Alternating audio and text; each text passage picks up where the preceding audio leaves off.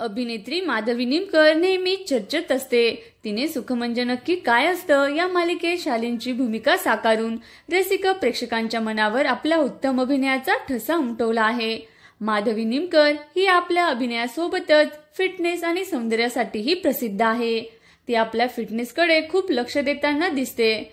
ती नियमितपणे योगा करतानाही दिसून येते आणि सोशल मीडियावर आपल्या वर्कआउटचे व्हिडिओ नेहमी शेअर करत असते. पण याच्या फिटनेसमुळे अनेकदा तिला ट्रोलिंगचा सुद्धा सामना करावा लागतो. नुकतीच अभिनेत्री माधवी निमकरने एक मुलाखत दिली. त्यात ती आपला अभिनय कारकिर्दीसोबतच ट्रोलिंगवर सुद्धा बोलली. तिने सांगितलं की माझ्याबद्दल असंही बोललं जातं की हिची बॉडी नकली आहे, हिने लिपोसेक्शन केलं असेल, हिने हे सगळं खोटं लावलंय, कॉस्मेटिक सर्जरी केलेल्या आहेत. लोकांना कमेंट्स करताना आणि बोलताना मी ऐकलं आहे. मला वाटतं की लोकांना तसं वाटत असेल, पण माझ्या जवळच्या माणसांना माहित आहे की मी यासाठी किती मेहनत घेतलेली आहे.